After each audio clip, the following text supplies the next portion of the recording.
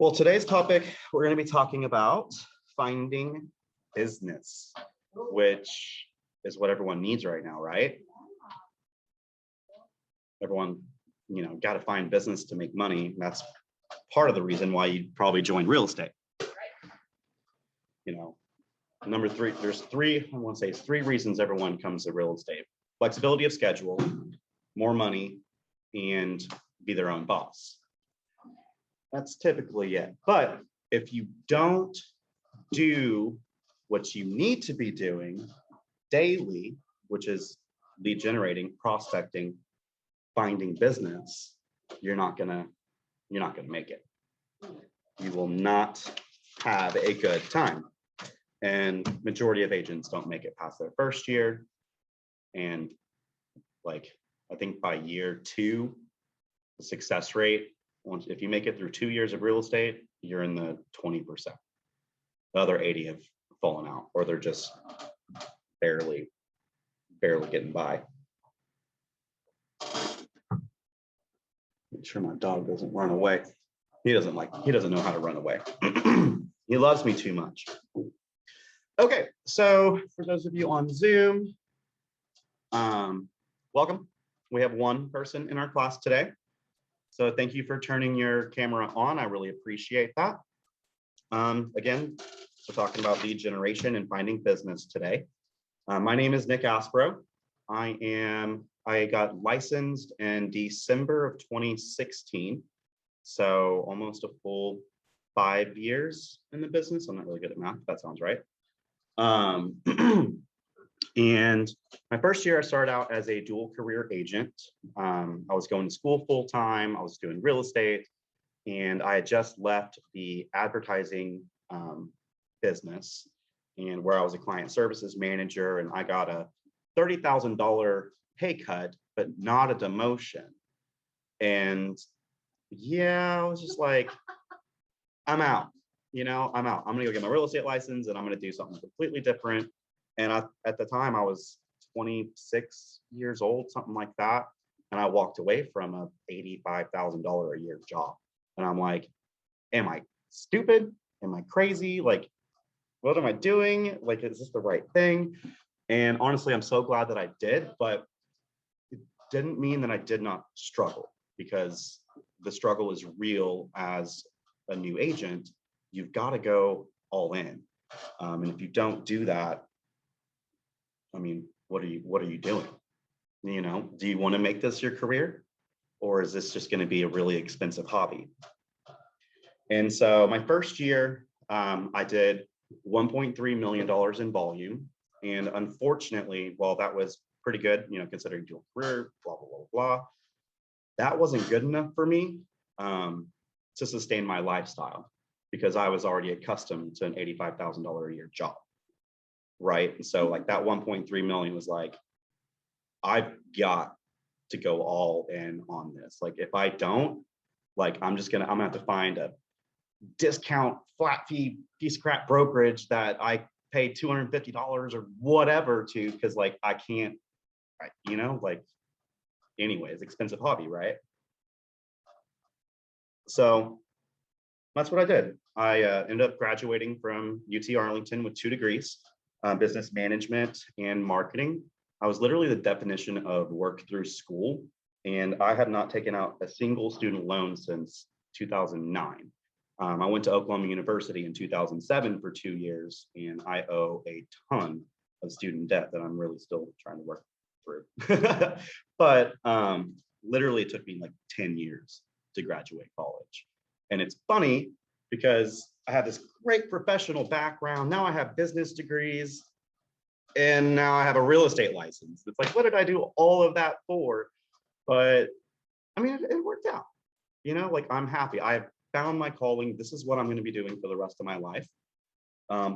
Once I did graduate and I went from part-time to full-time real estate agent, that was my breakout year, where I did $4.4 million in volume my second year in real estate.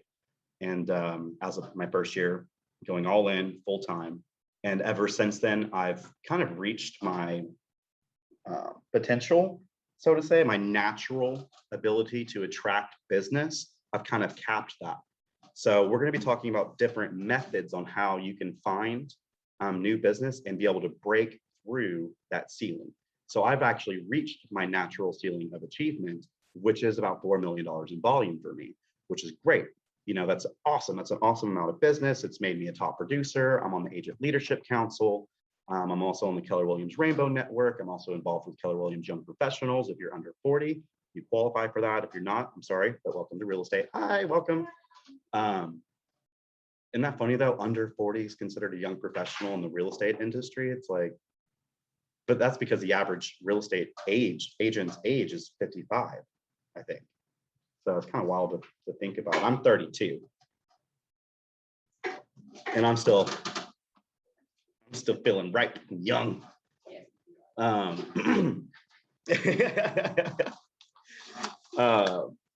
Okay, so I also own a staging business called Go Get Staged LLC. So if you ever need staging services, I'm happy to help.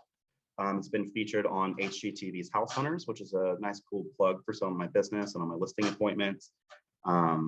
This chair is so squeaky. I don't think I'm going to be sitting in it. And I'm drinking coffee at 5:38 p.m. because I want to make sure I have enough energy for you guys. Been going nonstop all day. And this coffee is like really strong. By the way, it looks like beer. It's not, I promise. It's the Nitro Cold Brew that's up for free at the front office.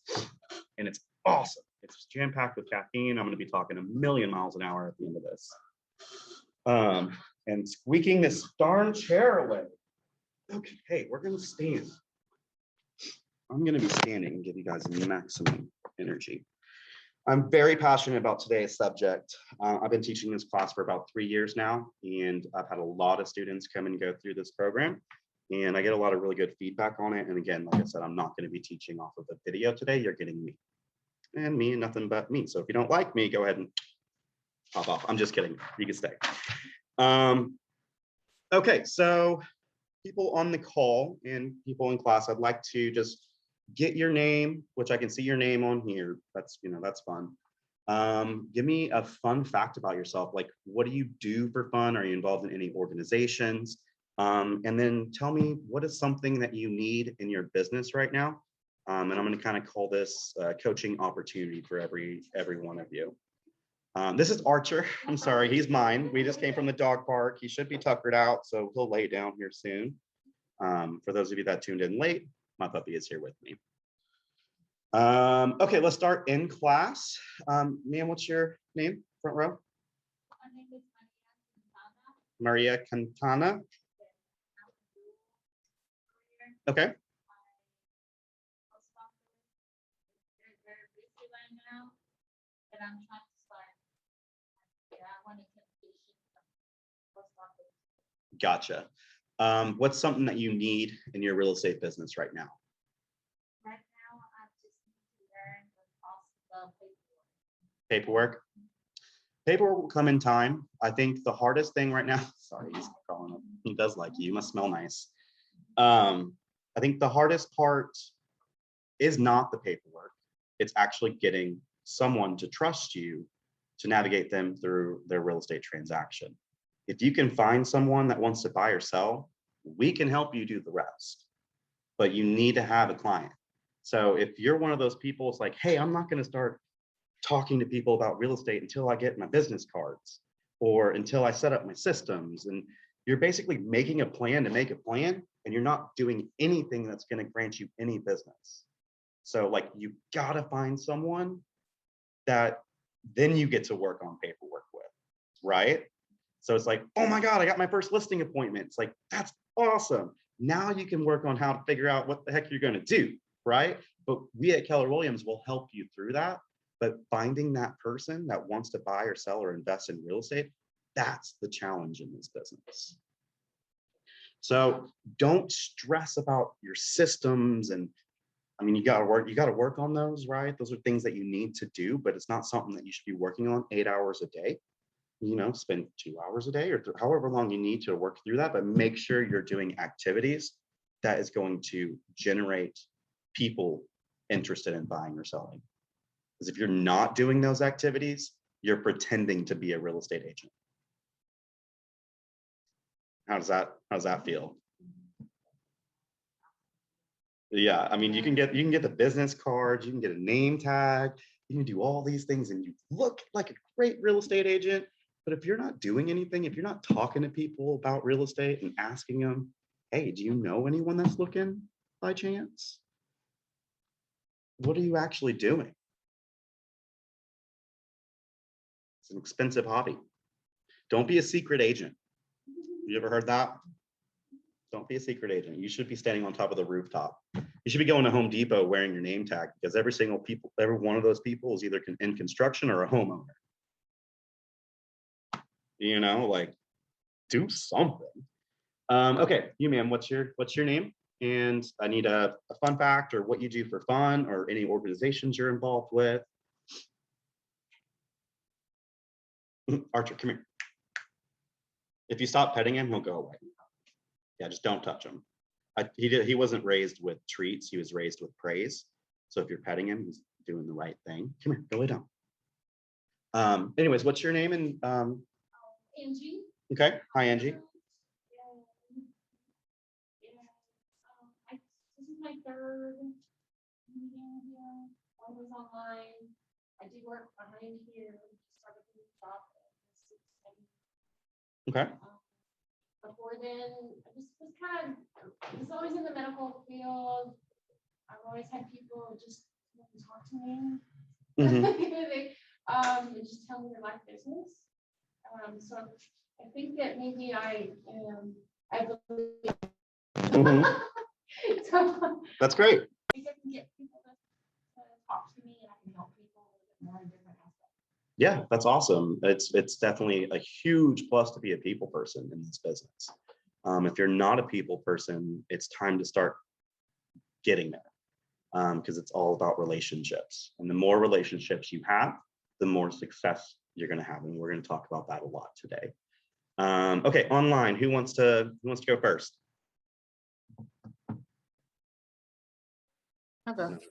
All right, Rita. My name is Rita Wilson. Fortunately, I'm not Tom Hanks' wife. Wish I had her money. I used to be a car salesman, going full-time into real estate. I think what I need for my business is, because I'm a people person, as Angie said she was, I like to talk. 5 years I've been in this state, so basically just finding more ways to network with people, different people, because like I don't know a lot of Dallas is real big from where I come from. So I don't know a lot of ways to find organizations or different places to go to network with different people. Since I've been with KW, Keller Williams Fort Worth, I have been meeting with different realtors, talking with them to figure out, ways I can just be involved and basically being the fly on the wall. I just want to be able to touch or see and hear everything. So that's what I think I need. Yeah, I mean, it's just all about exposure, really. I mean, the more you put yourself out there, the better you're going to be. And if you can do this systematically, so to say, let's say using your database, y'all should have already taken a database class. Am I correct? Not yet? Okay. But if you were to, you meet someone in the general public, right? You should capture their contact information, right? You should get their name, their phone number, at least.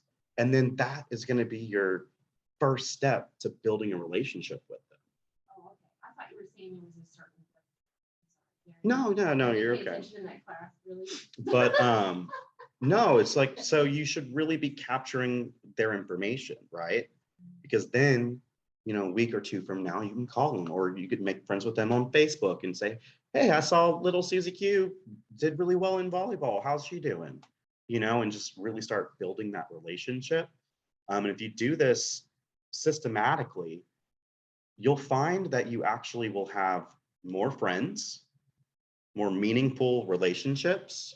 You'll be a little happier yourself, and the business is going to start coming. It'll naturally happen. And that's just by building relationships. We're not even talking about door knocking or open houses and that kind of thing, which we are going to talk a little bit about today. But the majority of your business should be coming from your relationships and the people that you know. And we're going to dive into that a lot. Okay, who's next online? I'll go next. Okay, Danielle. Yes. So I guess interesting fact, I'm currently a teacher. I'm starting part-time. Awesome. Do you know that teachers make really good real estate agents? So I've heard, Mhm. which is encouraging and inspiring at the same time. I feel like I'm a pretty decent people person, but so what interesting fact, and it kind of ties into what I would like to know. The reason why I got into real estate was because I bought my house 2 years ago and I was like, oh my goodness, there's so many bad realtors. And I was Mhm. like, I have so many questions and all I need is someone to just like educate me a little bit.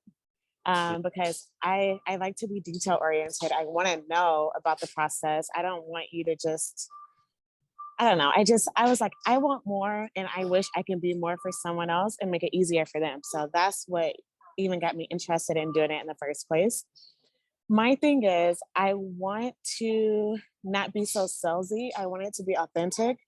And I want to educate people and teach them because I think a lot of people are afraid of buying a house because they don't know the process or they feel like they're not qualified. So I don't want to be like, oh, like give the sales pitch because I was very off put by that. Mhm. And I don't want to off put other people by like, yeah, give me your information just so I can contact you all the time. And, you know, Yeah, so here's the deal. You need to be your real, true, authentic self. If you were pretending or have a facade of being this other person, this other level professional, blah, blah, blah, you're kind of doing yourself a disservice because people can see through that. So you need to be real. Like, for example, I'll be out on a showing. Actually, just happened today. I walk in and I see like there's a slope in the floor. Like, so here's where it should be. And then it slopes up, and I'm like, major foundation issues, like seriously bad. And I'm like, okay, well, and I could say this with my clients, so close your ears if we're children listening, like, this house is shit. We got to get out of here. Like, I've seen enough. And they're like, what, really? I'm like, yeah, no, I'm not selling you this house. This has way too many problems, blah, blah, blah. I mean, I'm just real talk with them, right? And they respect that. They yeah. respect But me for that. And so you can do that with the people that you're meeting, right? Like, just be genuine. You don't have to, it's not going to be all about business, right? You should call and ask them how they're doing and mean it. You know what I'm saying? Like, yeah. and have a smile on your face and just, if then the conversation will naturally come back to you. It's like, oh, how's real estate going? Oh my God, it's going so great. Like, I did this, or tell them a story, right? Everyone loves stories. So for example, a lot of my business last year, right? Well, it was 2 years ago. So last year was COVID. I can't quite gauge this year's just yet. Came out of a local dive bar called Maxine's Cocktails. And I actually closed about $1.4 million in volume out of that bar alone.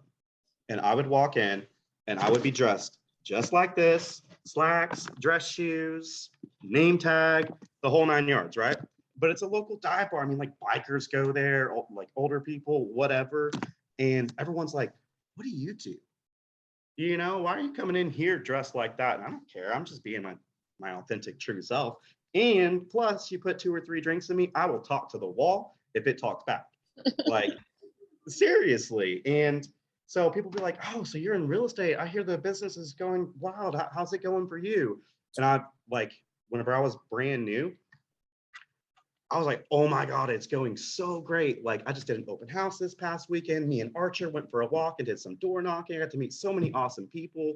And let me tell you about this old lady that I met. And like, I tell them a story. And so every time that I came back to that Maxine's Cocktails and one of those people were there that I had a conversation with, they would ask me again, how's real estate going? And then I would tell them another story. And I'd be like, oh my God, it's going awesome. Well, little do they know that I only closed 1 transaction in my first 6 months in real estate. but I never stopped going. I was constantly door knocking and posting on social media, and I would do an open house and I would put a flyer out there, and this open house looked like it was my listing. And it's a $500,000 house. So people on Facebook, they're like, oh my God, Nick is killing it. Right. And I'm like using my marketing degree, like all the way best I can, and posting and videos and everything that I could possibly do to reinforce what I'm doing. So whenever people see me in person, they want to talk about real estate. And so slowly but surely, my business completely launched. I went from 1 transaction to 13 transactions in the second half of my first year in just 6 months. So I'm averaging 2 transactions a month at the end of that. But it was all about the setup, right? In those first 6 months, it was all about everything that I was doing leading up to that, telling stories, talking to people, and generating conversations, and building a meaningful relationship with those individuals at this local dive bar, right? I mean, and how cool is it that I could do a buyer consultation and have a beer at the same time? Like, that's pretty fun. I mean, you can do different things. Now, preferably, I prefer to come into the office for my buyer consults. I'll reserve one of the rooms, and everyone really appreciates that next level of professionalism. Because let's say, for example, you have a family member or a really close friend. Some people are really hesitant to do business with their friends because they hear nightmare stories, right? And then you could ruin or tarnish that relationship with that person because they're not being taken care of. Well, you're the best. All of you, every single one of you are the best real estate agent to everybody you know. And you got to get that in your head, because you don't want somebody else to go to a different real estate agent and get terrible service, right? So they're nervous to work with you because they think you're going to shortcut things and not give them the proper treatment or really explain things like Danielle was talking about, diving in and going through the details and answering all those questions. If you set up an appointment for them to come in here to the market center and sit in a conference room and you walk them through the whole process and you get all the paperwork out and you cross your T's and dot your I's, they're going to say, thank you for taking this seriously. And it's really going to set yourself apart. And then you can start taking good care of them throughout the transaction, after the transaction, and that's how you'll get referral business later on down the road. That's what you're really after, is that referral business, because after 1 year, 2 years, 3 years in the industry, I mean, for example, I've sold over 15 million, 68, 70 transactions, something like that. At this point in time, if I was really good about staying in contact and like really following back with everyone that I've done business with and asking for a referral, I could run an entire business off of referrals alone, because I've done enough transactions and they know enough people that I wouldn't even have to actively lead generate. They would naturally come to me. I would literally get a phone call. I would go from 0 listings to 2 listings in a week, just because they call me and say, hey, come list me. This is the best calls, by the way. It's like, you don't even have to compete or go up against another agent. You could just bring the listing agreement and set it down and say, how much you want to sell it for? Let's do it. But no, I mean, I do the whole thing. I don't shortcut anything, but enough about that. Okay, anybody else online? We got to start diving into the material, which I've already kind of been covering some of. Give me something that you're really struggling with right now. Who's got something?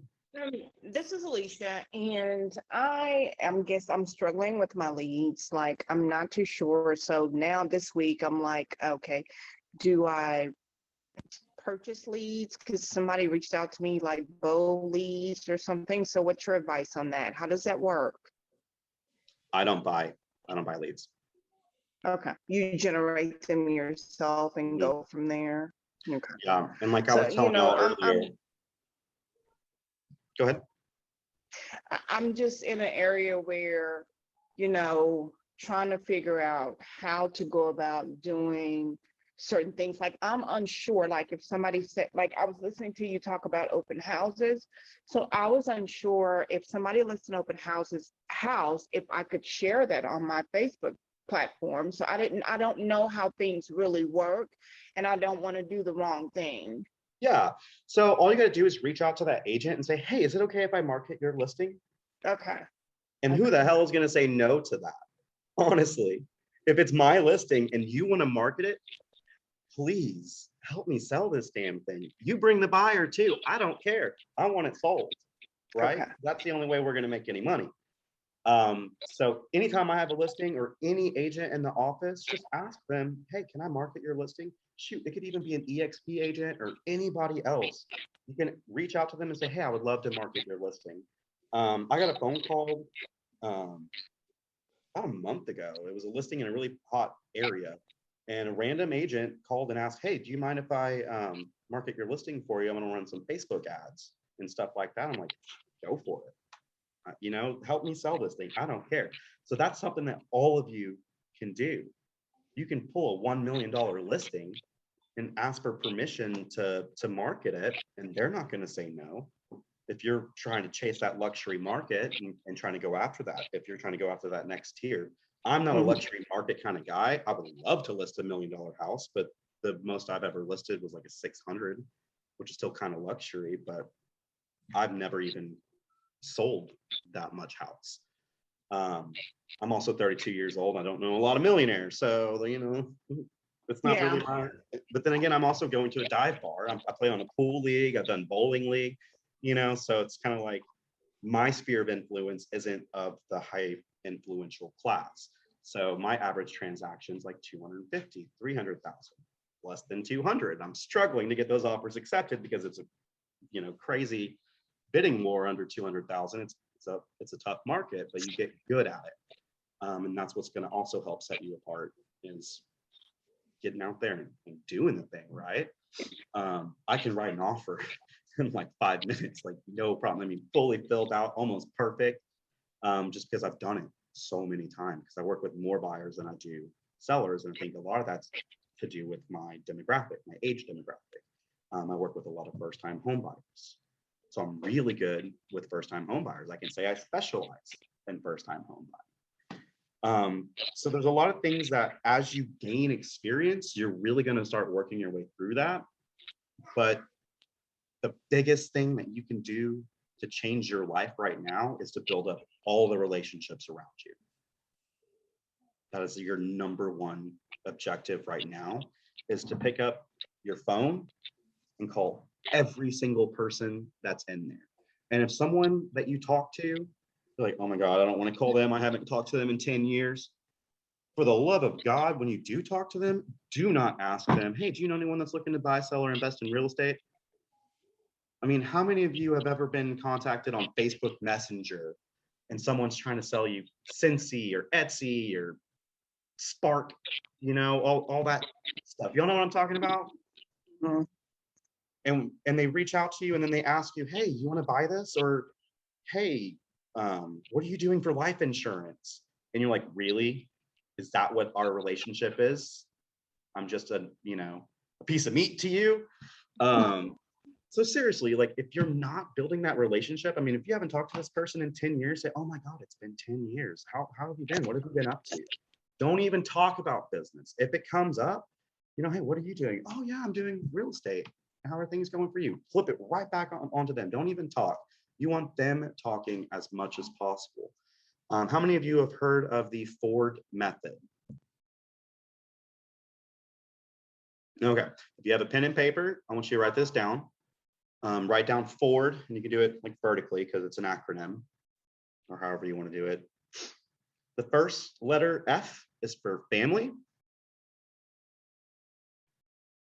Second letter is O, that's for occupation. The R is for recreation. And the D, that's for dreams / goals.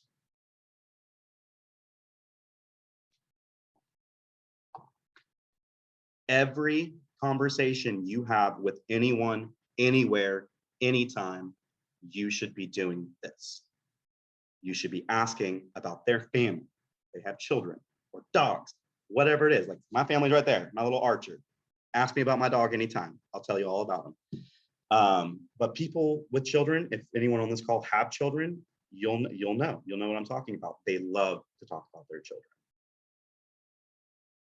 And any opportunity they get, if they're in sports or whatever they're doing, like, and so once you talk about family, ask them what they're doing. How's their job going, you know, etc. Then recreation, what have you been doing for fun? I mean, what did y'all do this summer? What are your Thanksgiving plans? Whatever, you know, have that conversation. And then their dreams / goals. This is really diving into a deeper level in the conversation. And don't be like, hey, so what are your dreams? Like, that's just weird, right? Like, what are your dreams or what are your goals? No, but you can say, hey, where do you see yourself in 5 years? And you'd be like, wow, no one's really asked me that before. Well, hopefully, you know, we want to sell our house and move into the country. And you're just like, oh, money, leads, let me talk about real estate. No, keep it still about them. But you're being able to generate a conversation and really dive a next level deeper. And that is what's going to make that relationship so much more meaningful. Because what is the number one thing people like to talk about? Themselves, honestly. And it sounds kind of weird for me to say that, but I mean, how many of you would agree? It's kind of true. And another problem is that we also like to talk about ourselves. And so you're going to get in your own way if you're not doing this forward method and generating that relationship.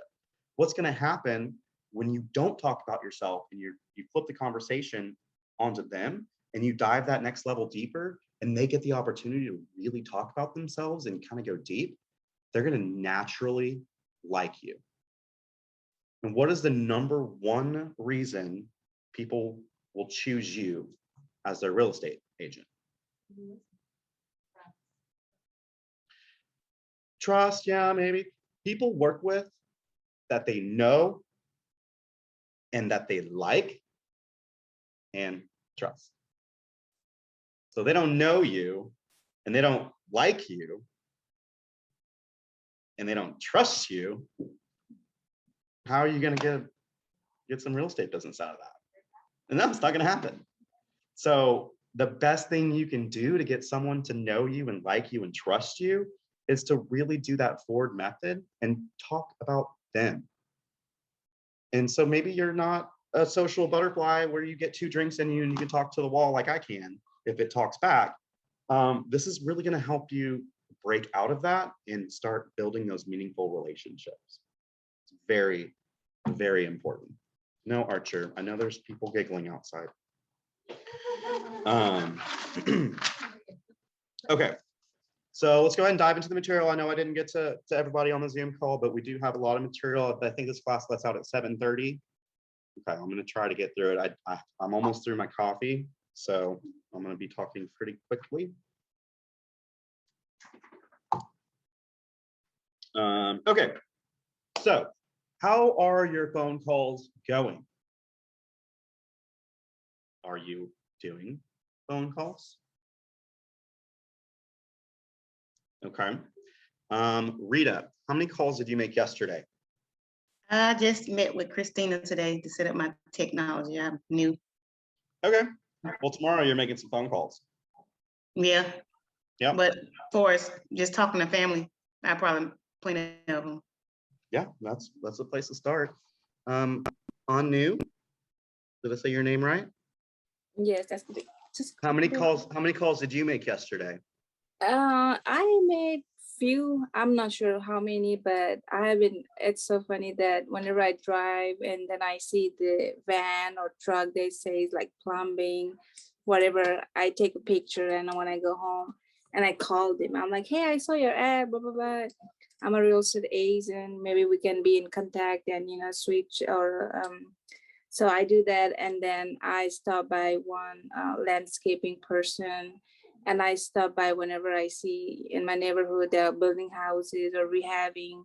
Oh. Well, I never got a good luck yet, but I'm still doing those. So I make pretty much like 5 or 10. It depends on.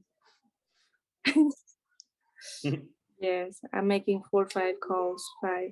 Well, good. Actually, you're kind of inspiring because you are literally looking for business. Yes. You're actually doing it, and you're doing it every day. And with that, you're going to have success. It's going to happen. Mhm. So kudos to you. Mark, how many calls have you made? Today I haven't made any. I is a dual career as well. But yesterday I did some Facebook stuff and then I put a listing together. So I was adding photos and all that kind of stuff and dropping off sign and all the fun stuff. Yeah. So one thing I would recommend for a dual career agent or someone who's limited on time, how much time do you spend in your vehicle commuting and driving every day? For me, I probably spent an hour and a half, 2 hours, probably in my truck every day. Like sometimes it's a crazy mess. Sometimes I just live out of it. And the client's like, "Hey, can we ride with you?" I'm like, "You're not riding in that." Where I'm going with this is that's 2 hours of phone calls that you could be doing. I literally just found time in your schedule to talk to people. Instead of listening to music and jamming out and singing at the top of your lungs, you should be talking to people, especially right now as a new agent. If you're not talking to people, you're really missing the boat. And if that makes you nervous, good. You got to get comfortable being uncomfortable. Archer, no. Come here.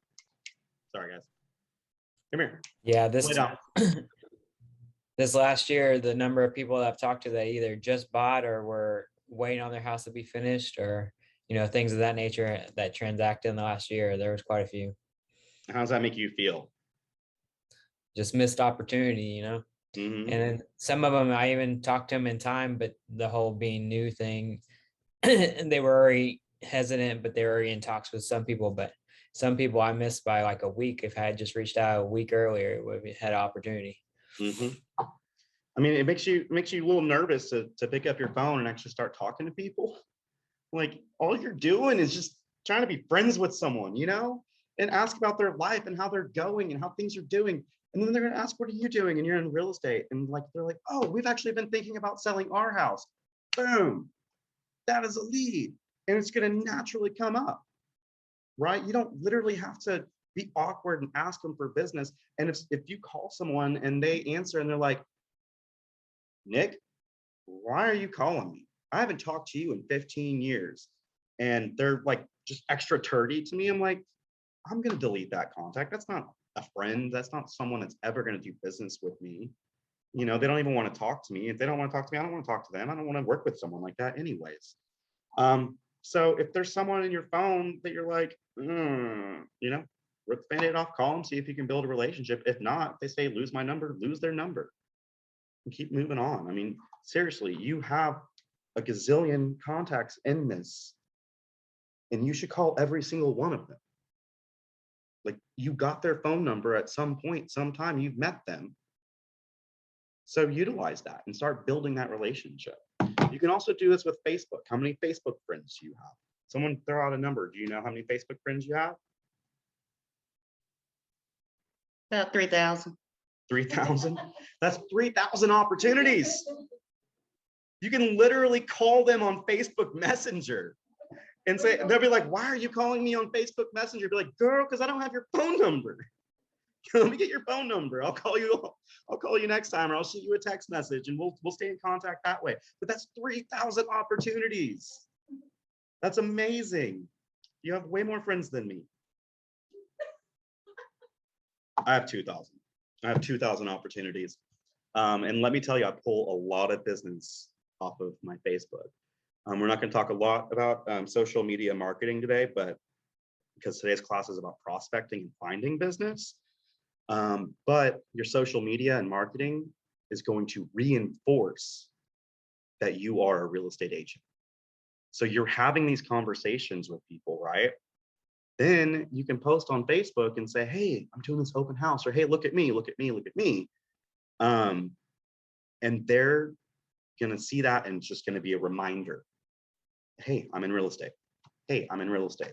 And then you have a conversation with them in person, on the phone, once a week, once every 2 weeks, once a month, whatever your system is going to be, you've got to start doing it and stay in contact with them. If they say little Johnny's playing football, next time you call him in 2-3 weeks from now, ask about little Johnny in football. They're gonna be like, oh my God, Nick actually cares. I'm not saying that I don't. I'm not big on children personally, but I love my clients. I love my people, and I'm gonna love on them, right? Seriously. And if they love their children and they're telling me that little Johnny started football, I want to know how little Johnny's doing in football, because I know that's important to them. And honestly, they're gonna like me more because I'm asking personal questions and I'm actually building a relationship with that person. Does that make sense? I'm not trying to make it sound like I'm fake, because I'm not. I'm truly authentic and I'm real with people. But at the same time, you can do this in a way that you're not going to sound fake, right? You're not going to be not authentic. You're going to be your true self, but you're actually building a relationship and making friends. Does this sound hard? Do you feel a little better about maybe picking up your phone now? Because if you're not picking up your phone, you're failing. All of you fail this class. There's not even a grade, but you all fail if you're not doing it.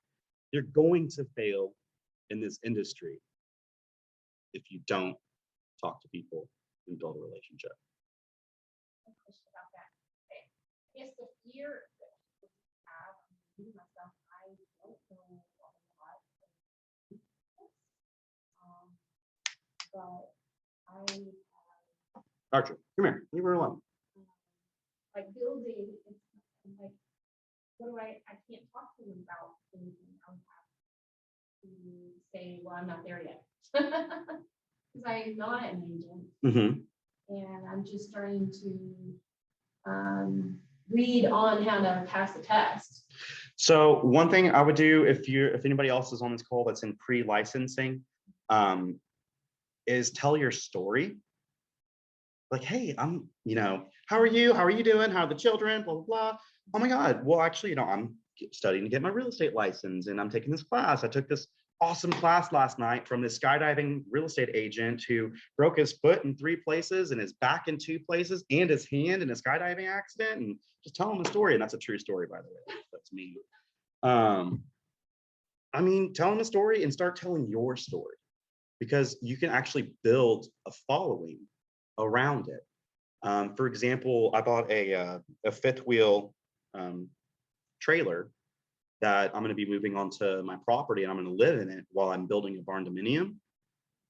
And so I've actually been posting on social media progress and updates and pictures and photos. So people are like tuning in and they're asking me about that. So you can tell your story in your adventure in real estate, and people are going to be tuned in and they're going to be excited. Like, how's that going? Did you pass that last class? Like, I saw you posted online, like, congratulations, you're killing it.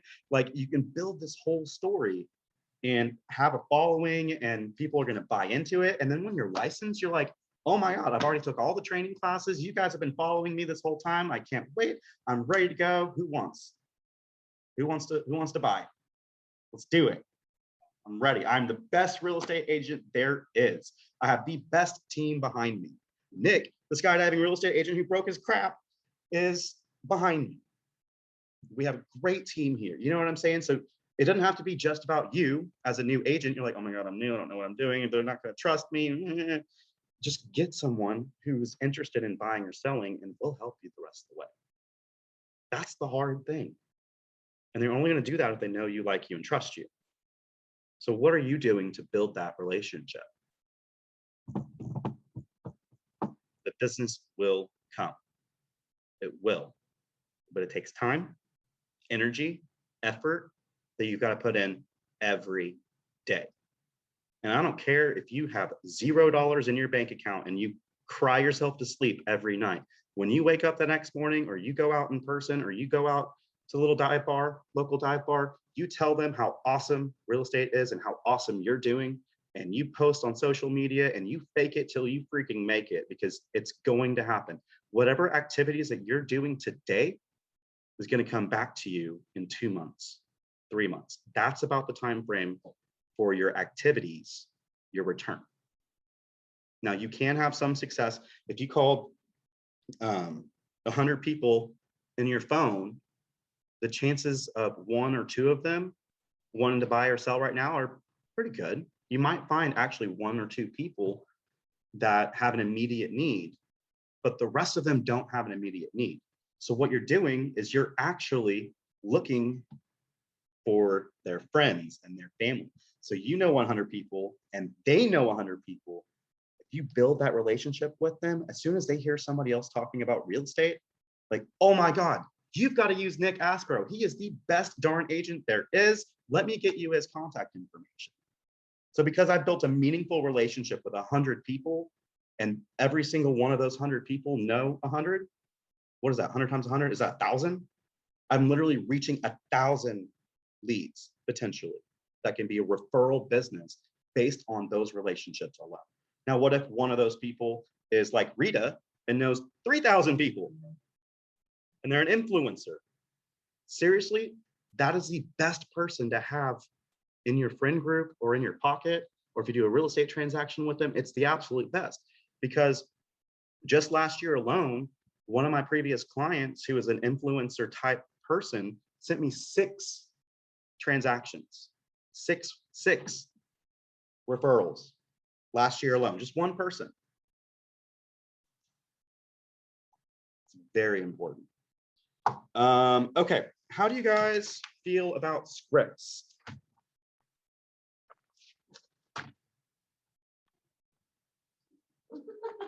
It's a tool for tools. I'm just kidding.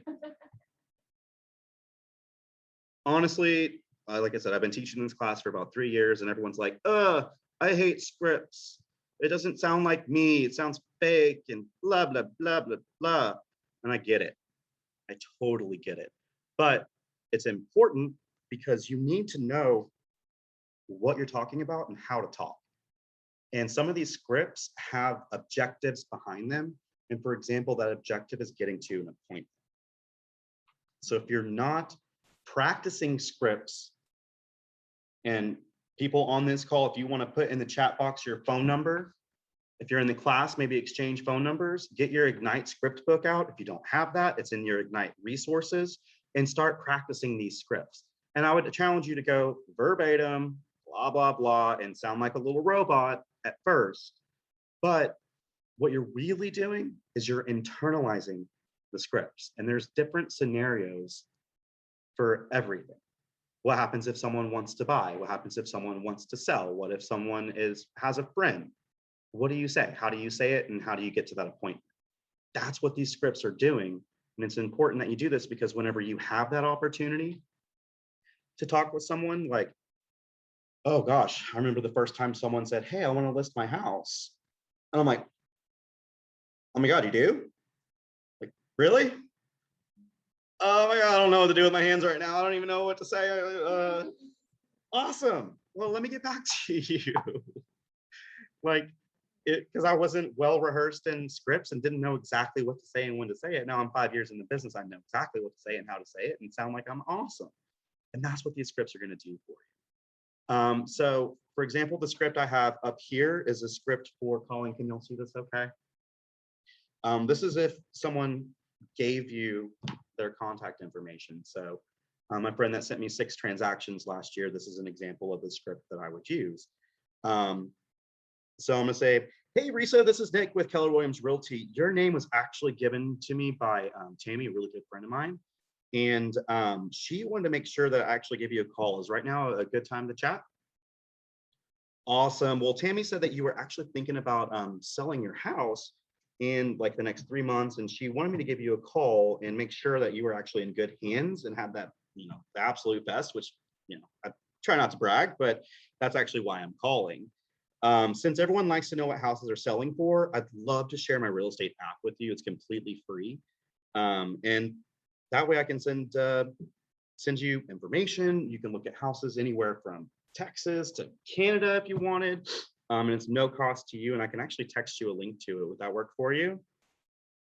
Awesome, awesome. Well, have you seen anything you like on the market so far? Have you, been using Zillow or Realtor.com, anything like that? Okay, well, I tell you what, the next step I would love to do is for us to get together.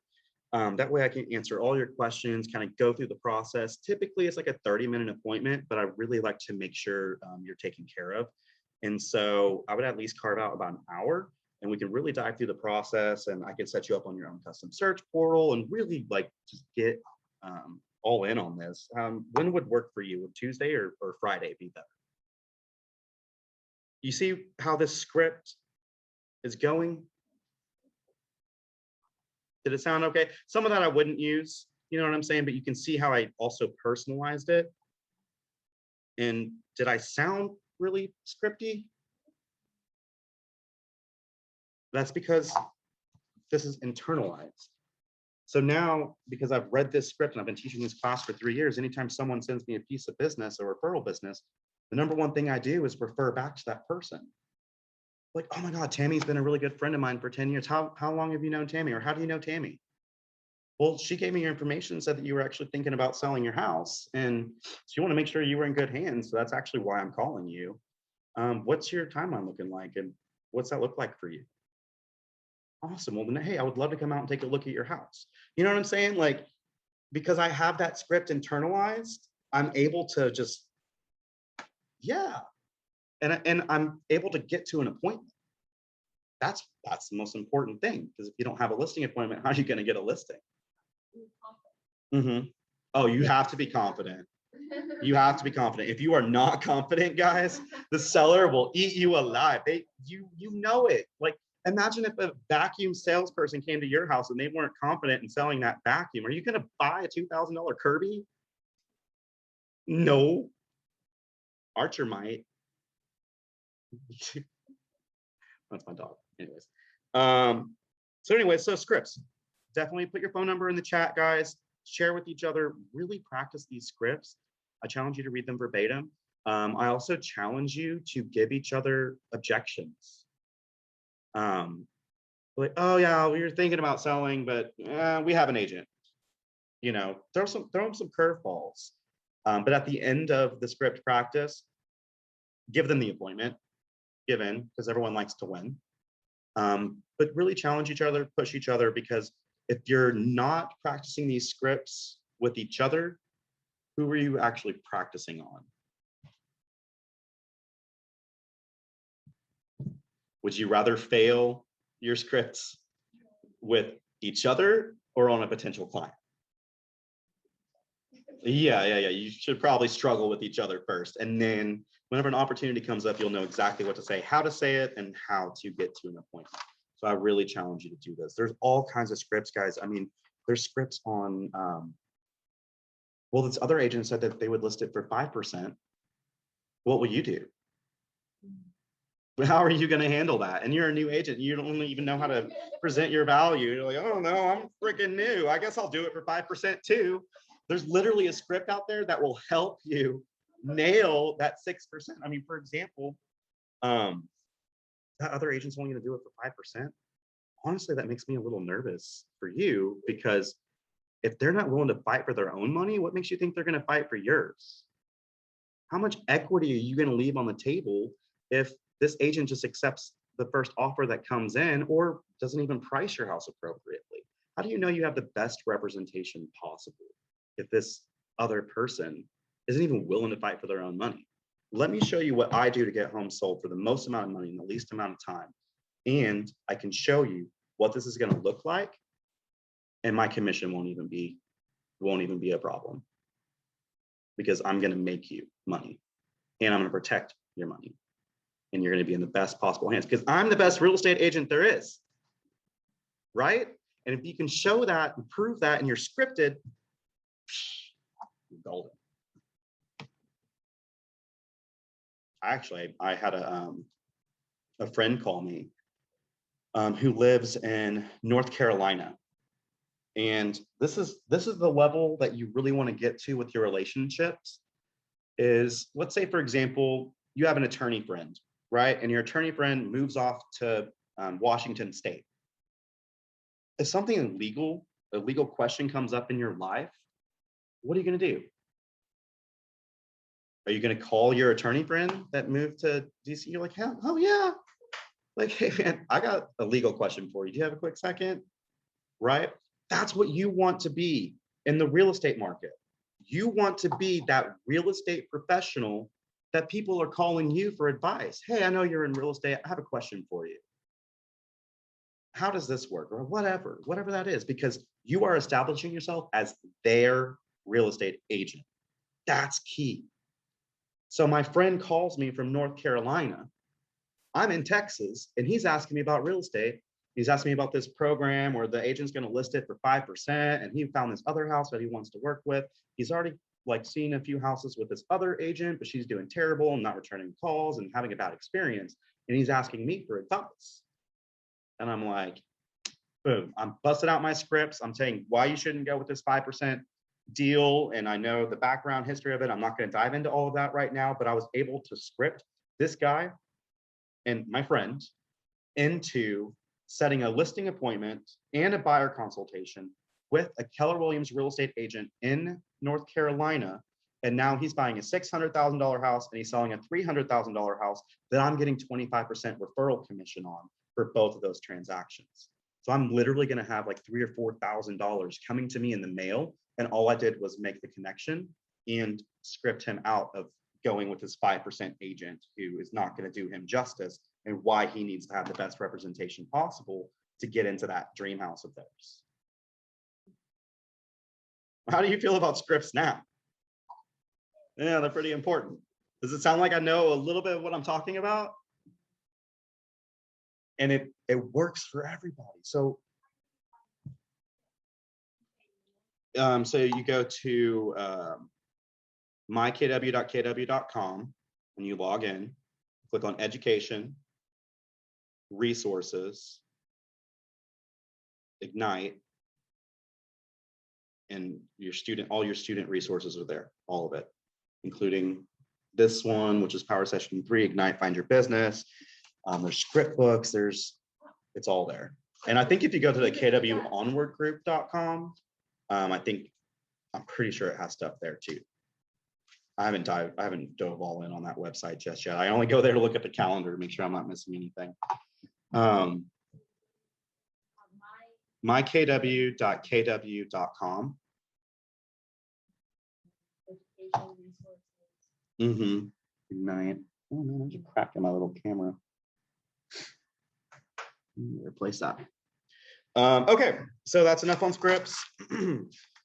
Okay, so as you're talking to people, there's more scripts, blah, blah, blah. New to Keller Williams, new to real estate. Those are good scripts for you guys to practice. Remind them you're in real estate. That's always fun. Use the area. Okay, handwritten notes. Before I show you the script and what to do, somebody online or not, just stop this share. Share. Screen sharing, share. Stop share. Yeah. Okay.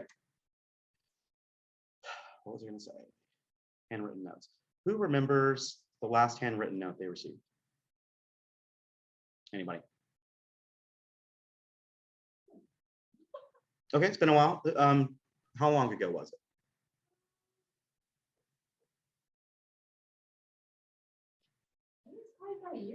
A year? Yeah. Do you remember who it was from?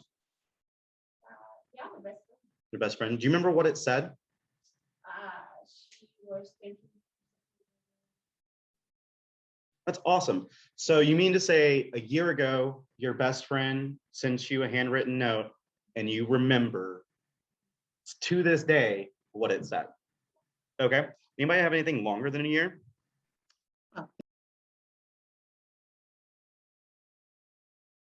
Okay. Well, what else you got? Who else has a handwritten note that they remember?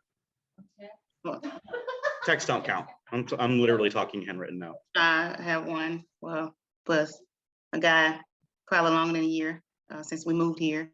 Okay. But just recently, about a couple months ago, he write notes and put it on our car about buying it. He want to buy wow. a car. So, but I know him just by him writing that note all the time. Well, I guess So basically what I'm hearing, and I kind of already made my point, is that a handwritten note has so much power behind it, because a year ago, she still remembers who it was from and what it said. If you want to solidify yourself as their real estate agent, after you have a conversation with someone, you should take the time and write a couple handwritten notes. And this is what you should say.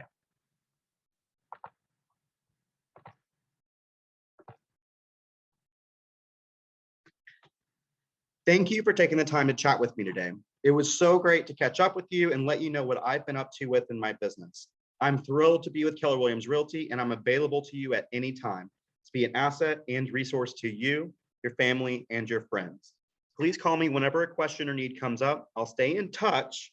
I appreciate you, and I wish you all the best. It is simple, short and sweet. If you talk to them about little Susie playing football or whatever, mention them. If you had an in-depth conversation, it was so great catching up with you and hearing everything that Archer's been up to and running around on the property and his little floppy ears. It was so great.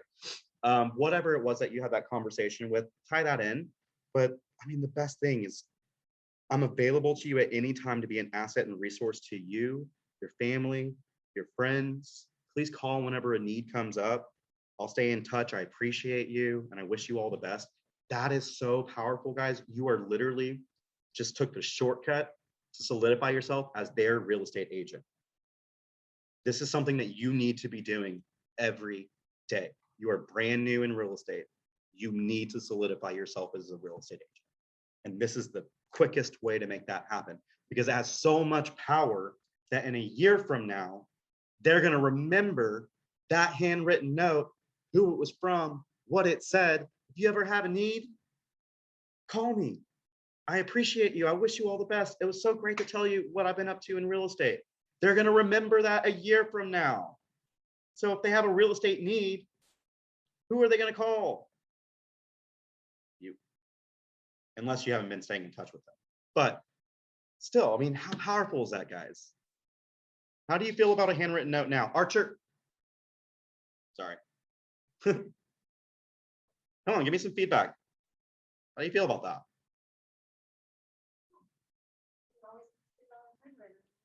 I've heard stories. Yeah, people will actually put it on their fridge. Everyone loves seeing a letter in the mail that's literally handwritten, addressed to them. It's like, oh my God, I got something. It's not a freaking bill. This is amazing. Best day ever. I mean, it's awesome, guys. If somebody sends you a piece of referral business, write them a handwritten note. Hey, thanks for taking the time to chat with me today. It was great getting to know you. I look forward to helping you, blah, blah, blah, blah, blah. If you have a conversation with someone, if you meet someone, if you go out door knocking and you have a good conversation with them, take that address down, send them a letter. Hey, it was so great meeting you while I was out and about the other day. I look forward to getting to know you more, and I appreciate you, and I hope everything's going really well. If you ever need anything, here's my information. You can slip your card in there. You don't even have to do that. It's so powerful, you guys. And if someone sends you a piece of referral business, get a $5 gift card to Starbucks. Whether or not they sign an agreement or not, you're reinforcing good behavior, so they'll actually do this again for you. But yeah, put a $5 gift card in there and say, thanks a latte. Thanks a latte for the referral. I really appreciate you. Thanks for thinking of me. If there's anything ever I can do to help, let me know. I'm here for you. Love you. Bye. Just do things, guys. It's not rocket science. But if you're not doing anything, you're not talking to people, you're not writing handwritten notes, trying to solidify yourself as the best real estate agent in the whole world, what are you doing? Are you going to be in this business in the next 3 months, 6 months, a year? Do you want to make any money at all? Do you want to be successful? If you don't want to be successful, don't do anything. Or just work on your systems, or just read books all the time. Don't talk to people. Choice is yours, honestly. Okay. Okay, so as I pretty much hammered in, lead generation is your job. Literally. Because everyone wants to, our chart. Hey, would y'all mind closing those doors? I don't think anybody else is coming. We should be tired. I mean, we left the dog park. He's been going all day. I'm surprised he's not laying down. By the way, there's a muffin back there if you're hungry, if you need a snack. That blueberry one looks really awesome. Okay, so as we've addressed, lead generation is your job.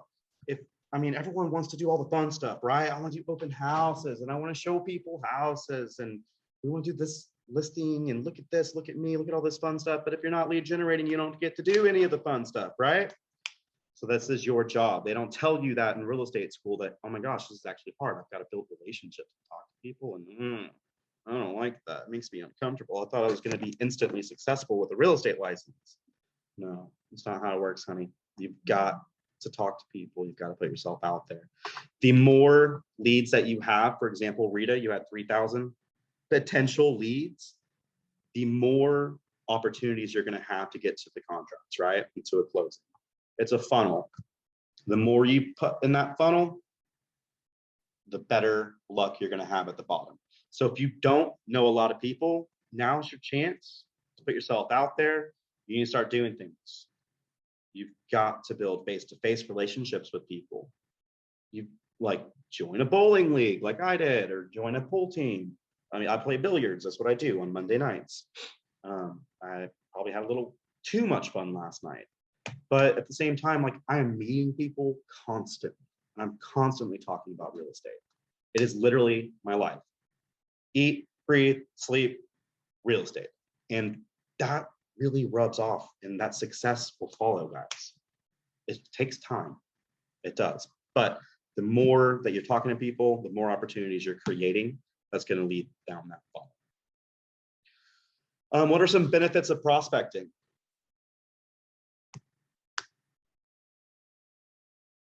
Let me ask you another question. How much does it cost to talk to people?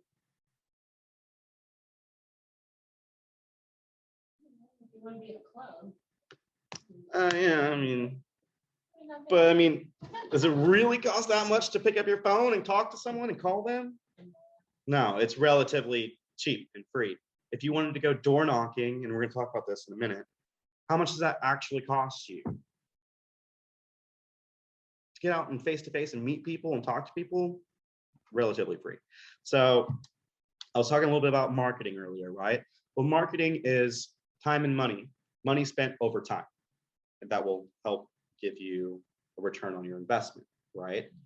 So prospecting is literally lead generating and looking for business today.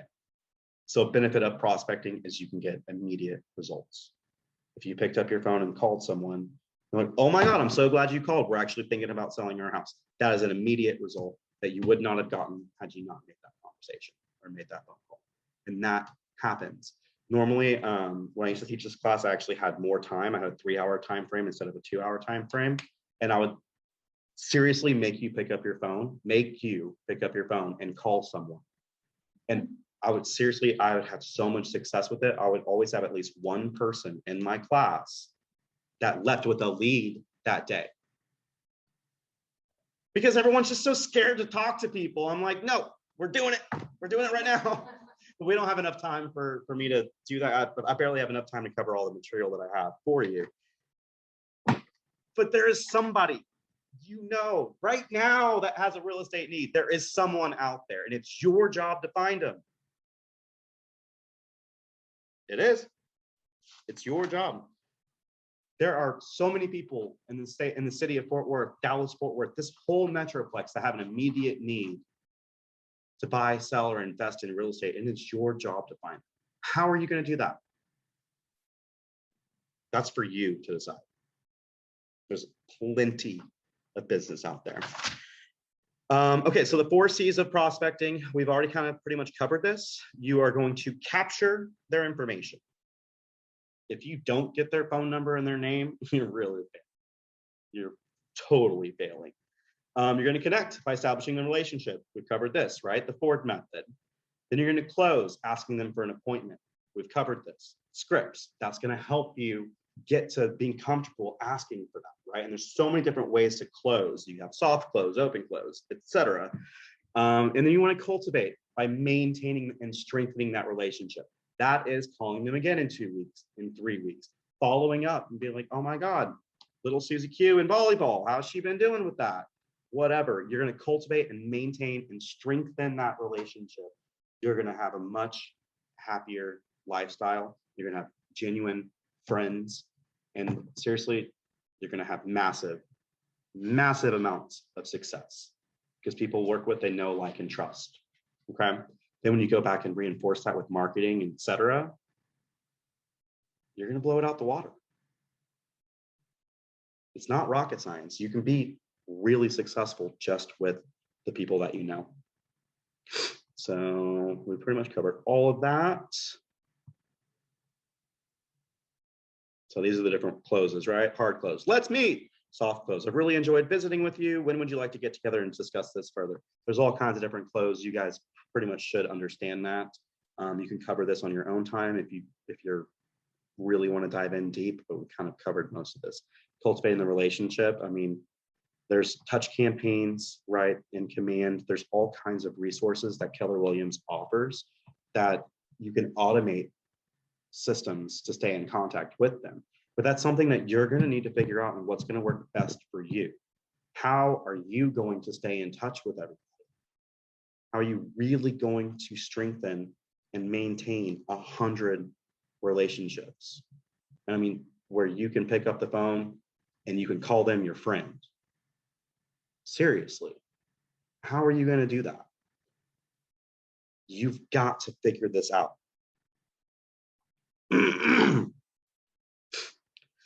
So everyone knows what your sphere of influence is, also referred to sometimes as your SOI. That's the people that you know. This is kind of what I was talking about earlier. You know 100 people, they know 100 people, right? But it's not just that. I mean, we're talking about past coworkers, your hairstylist. Ladies, how long do you spend in the chair? I'll tell you what, my barber, she's a female. She actually recently moved off to Colorado, and I've been trying to find a new steady one. I was always talking about real estate in her chair, and she was always enamored with my stories, to one day she asked me if I would leave my business cards with her because she has other people sitting in her chair talking about real estate. How cool is that? I didn't even ask her. I just maintained and built a relationship with her, and I was always talking about real estate and how things were going, and you know, this listing I just had, and blah blah blah blah blah blah. Because you know, you spend time with that person. So your hairstylist, your kids' friends, parents. How many of you have kids that are in sports or in extracurricular activities? Anybody? Nobody? Is that why we're all on the 5:30, 7:30 call? Because we're not cooking dinner and we're not putting them to bed and feeding them snacks or whatever. Well, if you are one of those people and you didn't chime in, this is a great opportunity for you because you have a common bond. And you can try to think of anyone in your life that you have a common bond with, that where if you were to get their phone number, you could call them and say, hey, this is Nick. We play pool league together. How are you? How's pool league going for you? How have you been doing? You know what I'm saying? You have a common bond. You have something to build a foundation on, and then you can ask the forward and you can start to get to know people. You know what I'm saying? This is really, really important because this is new relationships. These are people that you don't quite, you know what I'm saying? Think outside of the box, guys. There's so much. Your mechanic, anyone you do business with. Who was it earlier? Anu, if I'm saying your name right, I hope I am. You were saying earlier that you drive by and you see an ad for a plumbing person and you're calling them. You're building a business to business relationship. That is huge. Currently, I'm taking a class called Bulge. You may have heard of it. It's an $800 real estate boot camp class that I go to once a week. And I have to make 100 contacts a week. And you'd be surprised, I kind of blow through my sphere of influence pretty quickly. And I'm running out of people to talk to.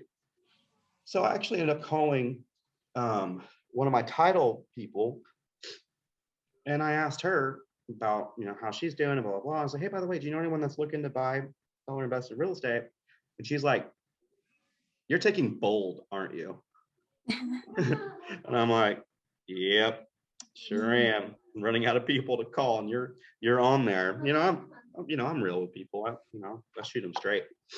And she was like, you are the only real estate agent to have ever called me and asked if I knew anyone that was looking to buy or sell, because they're in the industry, right? They work with agents day in and day out, but nobody ever thought to call her. I do business with her all the time.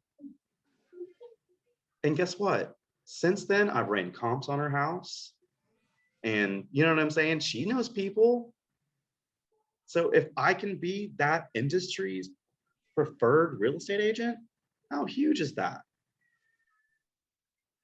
Or if you made friends with your mortgage professional, they get leads too. Who are they going to send those leads to? There's so many opportunities out there, guys. It's beyond just who you know. Church members. There's a lady out of this market center that built a giant business off of her church alone. Giant. She literally was Rookie of the Year on stage at family reunion with Gary Keller. Church.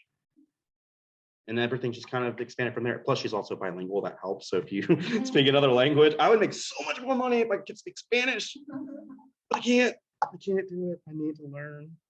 Then I'll be like gringo over here. They'd see right through me. I can't be authentic until I start. No, I'm not going to go there. But anyways, your insurance agents, other KW agents outside your market. So that lady that I connected with in North Carolina, if she has someone coming to Fort Worth, right? I mean, I just sent her like a lot of business that she otherwise wouldn't have had. And so if she has anyone coming relocating from North Carolina to Fort Worth, who's she gonna call? So you can build a referral business. A lot of agents make a lot of money off of agent to agent referral business alone. And you can do this with handwritten notes, picking up the phone and calling people. Hey, I'm Nick Aspero. I'm from the Fort Worth Market Center, and I'm looking to expand my referral network, and I'd love to add you to my referral network. Is it all right if we become partners? I'm not going to say no if that's a KW agent that's calling me. Absolutely, send me business.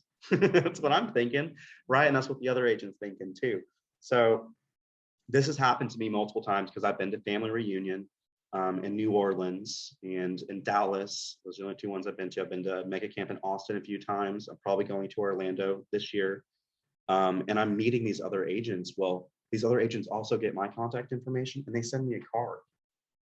And they stay in touch and they keep sending me cards. Now, I'm not doing it. I should be. I'm telling you guys you should be, but it's to such a point that there's an agent in Raleigh, North Carolina, that if anybody ever came up that was looking to go to Raleigh, I know exactly who I'm sending him to, because like this agent sends me info and stuff all the time. He even sent me a birthday card. You know what I'm saying? And that agent is probably doing this with a lot of other agents across the country and building a giant referral business. I've seen someone posted on a real estate webpage that's actually Keller Williams agent, and someone's asking about different brokerages and things like that. And he was like, oh, it's at XYZ brokerage. And then I came over to Keller Williams and I built a giant referral business. He says he's closed over $7 million in volume last year just off of agent to agent referrals. A lot of opportunity. Are your wheels spinning? You feel like a little hamster? I'm just saying, there's so many things that you guys can do. There's so many things you can do to build up your business. And this is beyond just talking to your friends, but creating new ones, creating new relationships. That's crucial. And if you do this every day, that funnel that we were talking about earlier is going to get larger and larger and larger. And that's going to funnel down to your transactions. So if you put 5,000 at the top of that funnel, you're going to funnel down to 100, 200 transactions a year. You are going to be $1 million real estate agent. Literally, you're going to make so much money. You're not even going to know what to do with your life. Okay. Okay, so this is an exercise that you can do.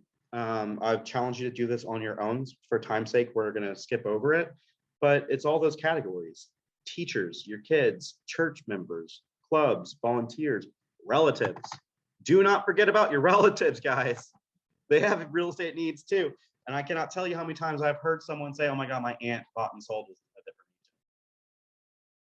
And you're like, did you forget I'm a real estate agent? I'm like, oh my God. But if you're not the one being present in their state of mind, not state of mind, but front of mind, if you're not present for them and reminding them you're in real estate, that's what's going to happen. Because everybody knows a real estate agent somewhere. Archer knows many other real estate agents. That's my dog. Even my dog knows other real estate agents. So you've got to be front of mind. You've got to be present, purposeful with your conversations, and meaningful, genuine, authentic. These are all good things that you want to do. You want to be the best version of yourself. I mean, do you want to be the best version of yourself?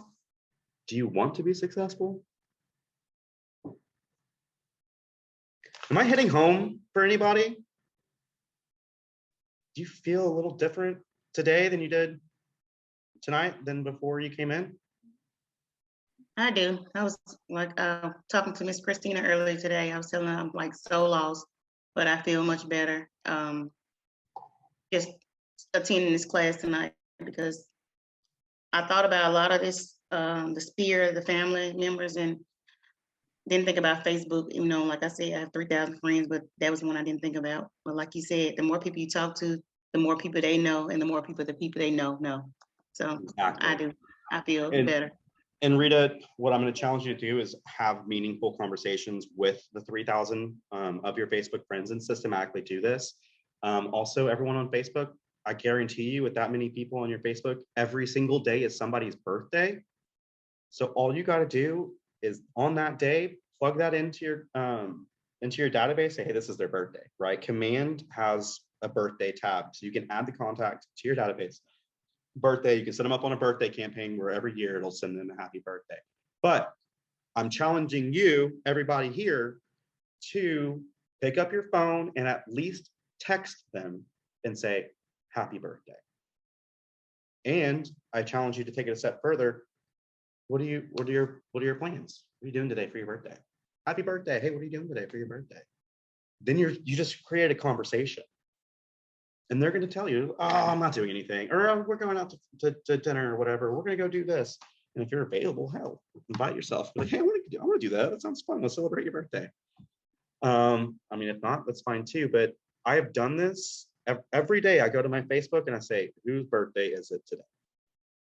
And I pick up my phone and I text them and I say, happy birthday. And I've gotten so many good conversations from this. They're like, oh my God, thank you so much for wishing me a happy birthday. My own father didn't even wish me a happy birthday today, but my real estate agent did. Right? It's pretty cool. It's really freaking simple, stupid simple. But at the end of the year, you will have had at least one touch, one conversation with every single person that at least had their birthday posted as public knowledge on Facebook. That's a system. One of many that you should be setting up. And if you have their birthday, or you can see upcoming birthdays, right? Send them a freaking birthday card with a $5 gift card to Starbucks, except for don't say thanks a latte for having a birthday. I guess you could. That'd be kind of funny. I love puns. Anything punny is me. For example, I'm getting off topic here, but my tagline is getting you home in the nick of time. Hi, I'm Nick. And anyways, I love it. But powerful systems, right? Where you're building relationships, guys. We are in a relationship business. Huge, powerful. Handwritten notes. You can see when you can literally go to Facebook and see upcoming birthdays this week. And they're like, hey, I noticed your birthday's coming up. What's your address? I want to send you something. Who's not gonna give you their address if you're gonna send them something? I'm like I'm checking the mail every day. It's like, oh gosh, I actually gotta check the mail because there's actually gonna be something in there other than bills. You know, the postman's gonna be thankful because it's not piling up in there. I do online bill pay, right? I don't even need those physical copies. So I don't check my mail too often, but if I know something's coming for me and it's my birthday, I'm checking that thing every single day. Powerful, powerful. Handwritten notes, cards, everything. Do it all, do it all. Okay, moving on.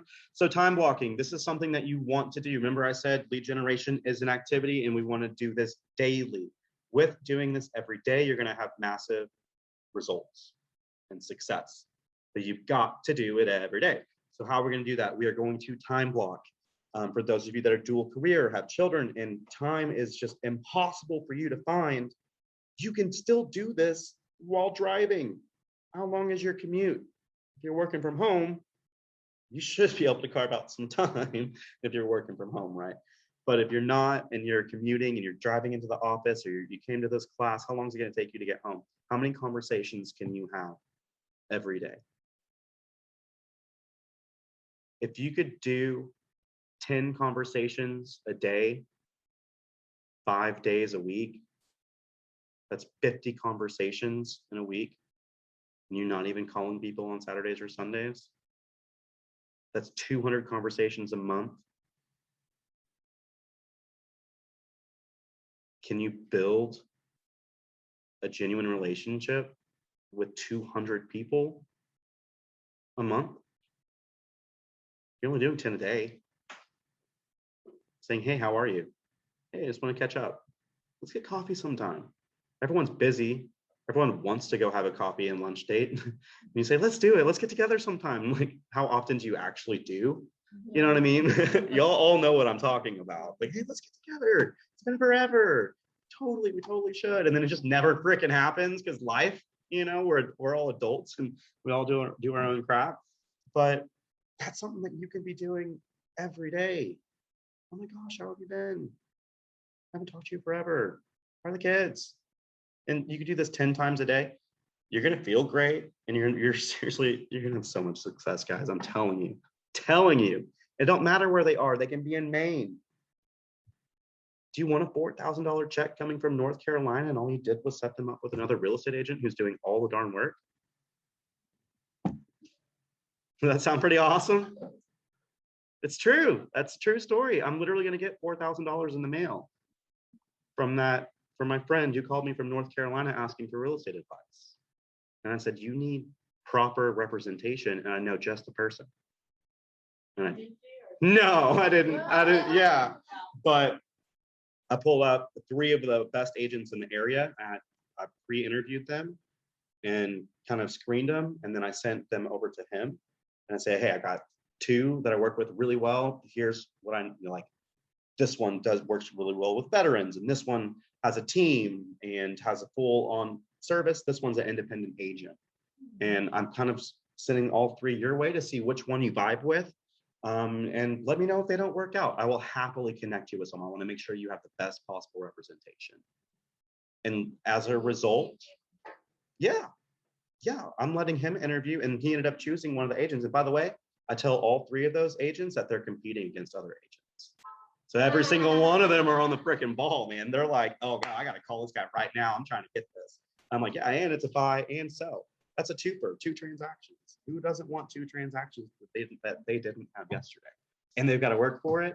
My client at the end of the transaction is going to be like, oh my God, Nick, thank you so much. You helped us out so much. Thank you for connecting us with Amy or whatever their person's name is. And that's powerful, right? Super, super powerful. So you can be their real estate agent no matter where they are. It's important, guys. Okay, so for the time blocking, you want to prepare. You want to know who you're going to call, what you're going to say, and what you're going to do. You should probably allow at least 30 minutes for this. So if you're going to time block and do your phone calls from, let's say, 11 to 1 or 10 to 12, leave 30 minutes before that. Not leave, but slot 30 minutes before that so you know who you're going to call. Pull up your database. Who have I talked to last week, 2 weeks ago, 3 weeks ago, 4 weeks ago? Where are we at? Who should I connect with right now? figure out who you're going to call and set that up. Practice your scripts. Call your script partner. I saw some of you put your phone numbers in. Thank you for doing that. Make sure, call like we're doing this every single day, guys. You're going to get good. Because if you're talking to people and you're script practicing and you're really doing this the right way, seriously, by doing this every day, you will be successful. I'm sorry, buddy. You probably gotta go to the bathroom. We'll get there soon. Give me 29 minutes, Archer. 29 minutes. Okay. So Sphere, who's due for a call for sale by owners? I'm going to cover that real quickly. Neighbors have just listed, just sold. How about that?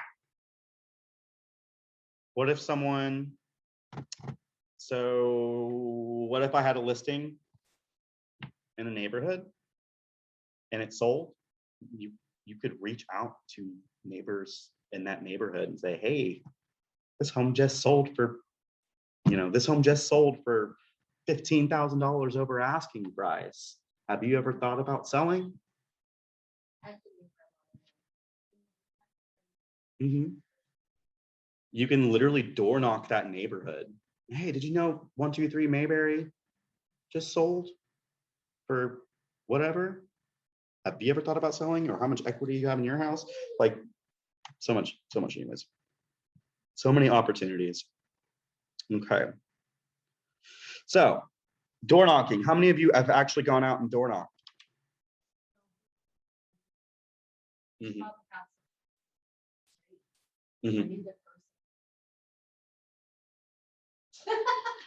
So I'm going to tell you, I became a better door knocker because I can't stand it when somebody knocks on my door. I hate it so much. I'm like, who is interrupting my Netflix binge right now? Like, this is so annoying. Go away. I got a Ring doorbell, so I know when to answer and not to answer. I'm really good at avoiding people like that. But I tell you what, because I have this mindset that people don't want me on their doorstep as much as I don't want to be there, I better have a darn good reason to be knocking on someone's door, right? That's going to make me feel better about myself whenever I'm interrupting their Netflix binge show, because I have a reason for being there. That's your number one objective when it comes to door knocking. You need to be able to provide value and have a damn good reason for knocking on their door and interrupting their Netflix show. So what are some things that you can do to provide value or reasons or excuses for door knocking?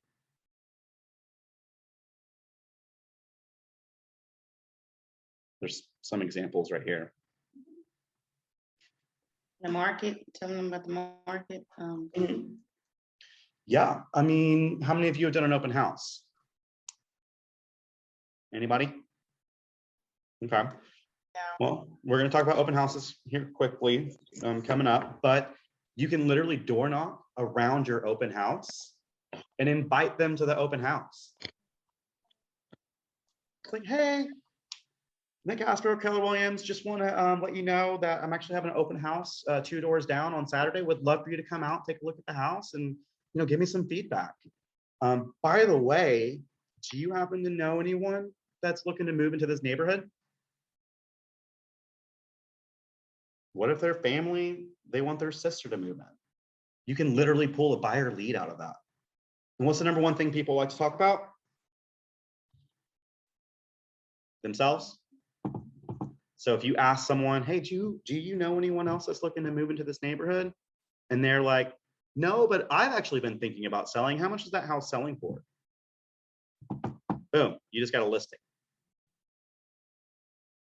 Especially if you're well scripted, you know what to say and how to say it, and get that appointment.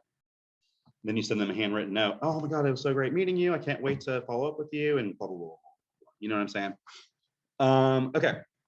But so here it is. Don't be pushy. Come from contribution and let people know what is happening in the area. You've got to come from contribution. Got to have a good reason for being there. And that's what I'm challenging you guys to figure out. There's so many different ways. You can reach out to other agents in the office, people who have done door knocking. Hey, what do you guys do? Right? Okay, for sale by owners. What is one good thing about a for sale by owner? You know that they're trying to sell. Boom. They want to sell their house. They have literally raised their hand and said, hi, I want to sell my house. Now, you've been building these relationships, right? You're talking to 100 people, 200 people, and you're systematically doing this, and you're building this for the long haul. And maybe none of them have an immediate real estate need. For sell by owners, you just took a shortcut and you went straight to someone who wants to sell their house. Now, what's the problem with the for sale by owner?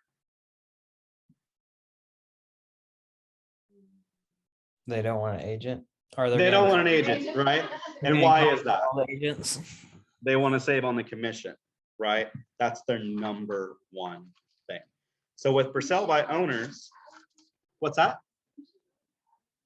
I mean, 6%, if you can sell it yourself, you know, let's say it's a $300,000 house, 6% commission on that. I'm terrible at math. So 18,000. And the number one reason why for sale by owners are doing it themselves is to save on that commission. So there's so many ways around this, and I've got some really good material for you guys if this is a path that you're interested in going on. First off, you got to get their information, of course. You would like to get an appointment to go see their home. That would be ideal. But the number one thing you need to do is call them and say, hey, Mr. For Sale by Owner, this is Nick Aspero with Keller Mortgage Realty.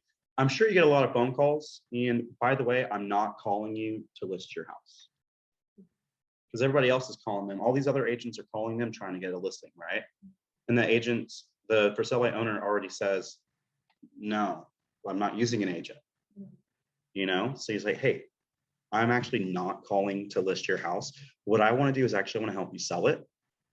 And I'm real and authentic. And they're like, well, why are you going to help me? What's in it? What's in it for you? So I'm going to tell you, I'm going to help you sell your house for free.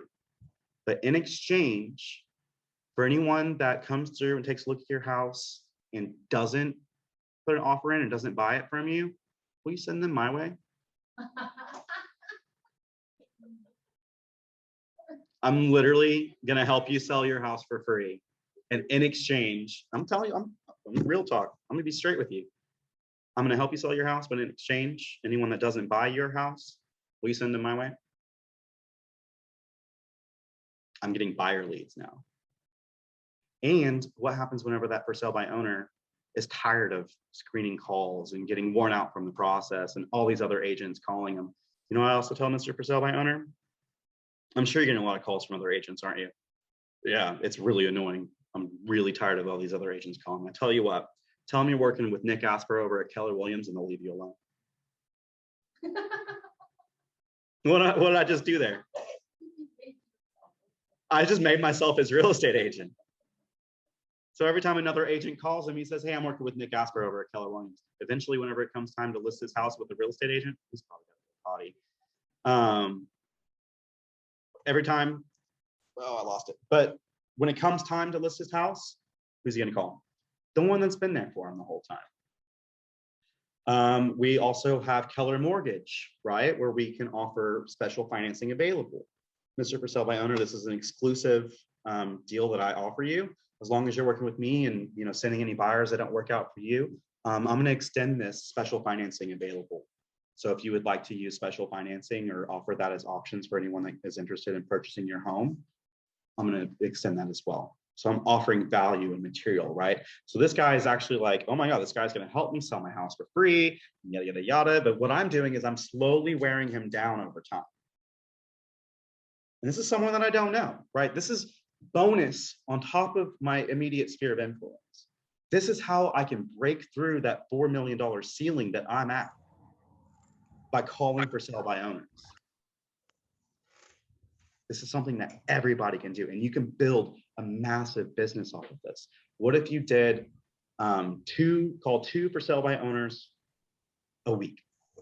You're just slowly working with them. Well, if you get buyer leads from them, that's awesome. Well, what if you went through, so that's 8 for sale by owners that you're kind of in contact with a month, and only 2 of them end up deciding to list with you. If the average commission is $6,000 a transaction, we'll say it's just a $200,000 house, you're looking at $12,000 a month, $144,000 a year. Would that change your life? And by the way, that's on top of whatever business you're pulling from your sphere of influence. That's on top.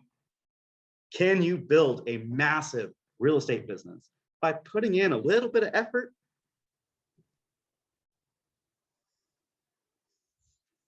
Can you? Will you?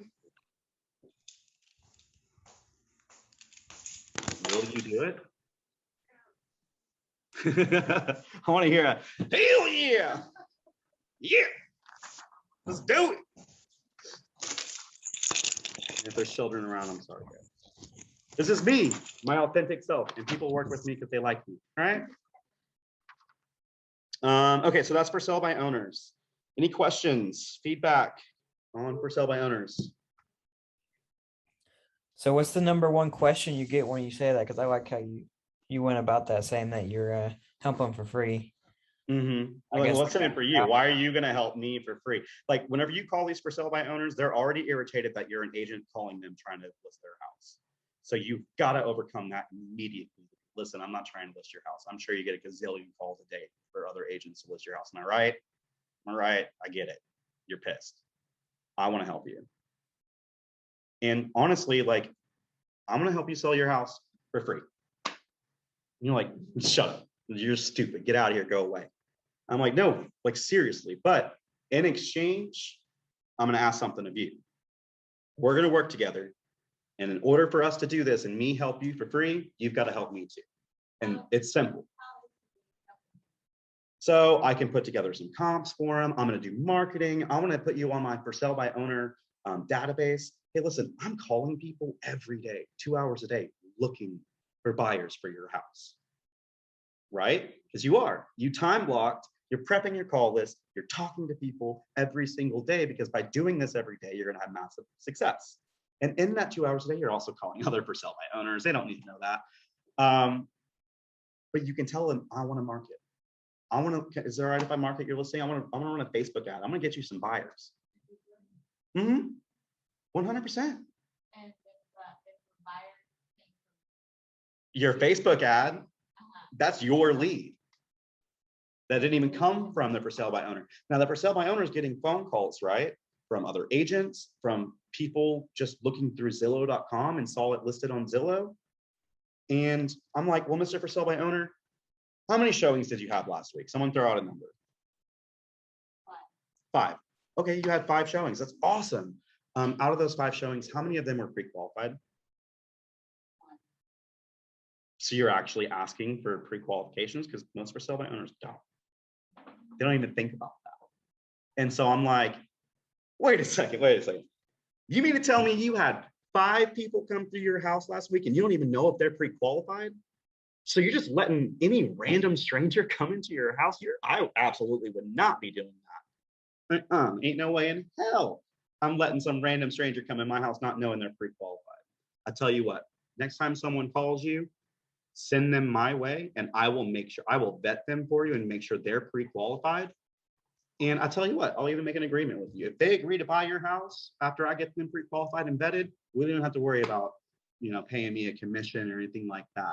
Now, if you would like an agent to help negotiate the transaction and make sure everything's crossed T's, dotted I's, we can come to an agreement on a number like that because you found the buyer, right? I'm completely okay with that. We'll figure something out because I'm not trying to steal commission here. I'm trying to help you find some business, and I'm also trying to find some business in the process for anyone that doesn't buy your house. I mean, I'm real talking with these guys. Who would say no to that? Even if the for sale by owner ends up using and abusing me and sells the house to somebody else, I still have so many other opportunities, right? If I'm working with 8 a month and only 2 of them end up listing with me, that's still $144,000 a year. Or what if none of them list with me, but I end up getting 2 buyers out of it? That's still $144,000 a year. Massive opportunity. And this is from people you don't even know, but they've already raised their hand and say, hey, I want to sell my house. Sound awesome? This is gold, guys. This is literally gold. This is money in your pockets. If you want to freaking make some money this year, this is how you can do it. These guys are already there. They already want to sell their house. You just got to script, Script, baby, script. Practice that. My coffee's really kicking in if you can't tell. But I'm coming to you with passion, guys. I'm really passionate about this topic and finding business. And you can see how I have built a $4 million business by naturally attracting. People literally come to me because I'm attracting them, because I've been building relationships with them. And when a real estate need comes up, I'm their guy. And that's what you're going to do. Okay, we're running out of time, only 14 minutes. My dog, he's ready to go. So anyways, next one is expired listings. What's a good thing about an expired listing?